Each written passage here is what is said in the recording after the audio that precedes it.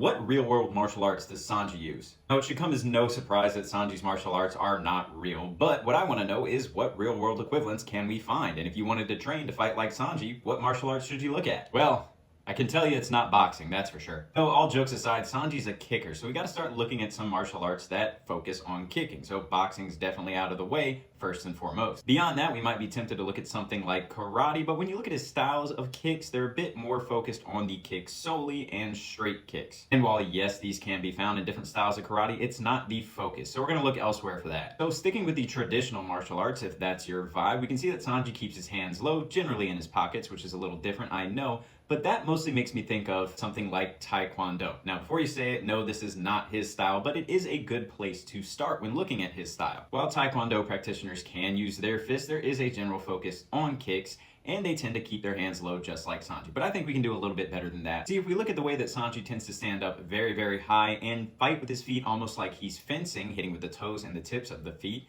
we start to see something that kind of fits his theme a little bit better. This kind of foot fencing, and given the fact that Oda himself said Sanji would be French, makes me lean a little bit more towards something like Savat. Now, this is not the only kicking style I would say he does, but it's a good base and definitely suits Sanji's origin. And Savat itself was developed as a kickboxing style on French ships back in the 1800s, I think. I can't remember, don't quote me on that. But it was done on ships which would rock back and forth, so they fight with this kind of high style to maintain their balance while throwing their kicks. And if you look at just some of these examples, you start to see some similarities, at least when he's standing up and throwing kicks, because Sanji does not only stand on his feet when he throws kicks, as we know. When it comes to Sanji's kicking techniques, there is one move that has stuck out since the beginning of One Piece, and that's when he stands on his hands to throw kicks. Believe it or not, there is a martial arts style that does this. And that martial arts style is, of course, capoeira. Now, can you train capoeira? Sure. Is it real? Sure.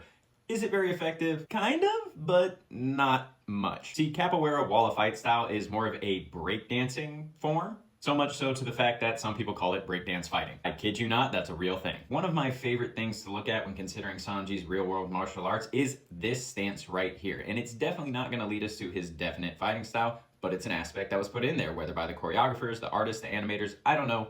But it's in there. And some of you should already recognize by the way he's holding his hands up and out and holding his knee up high, almost as if protecting himself, that the Diablo J, or however you say it, looks very close to a Muay Thai stance. The only thing that keeps me from saying he's a Muay Thai fighter is the fact that this is a rarely used asset for Sanji. In fact, it's just a special move he uses every now and again. But all that said, if you wanted to emulate Sanji's martial arts in real life, for the high-flying kicks, we can look at Taekwondo. For the handstand kicks, we can look at capoeira. For the Diablo J, we can look at Muay Thai. But for his traditional style, I would definitely say it's mostly based off Savat French kickboxing. But what do you think?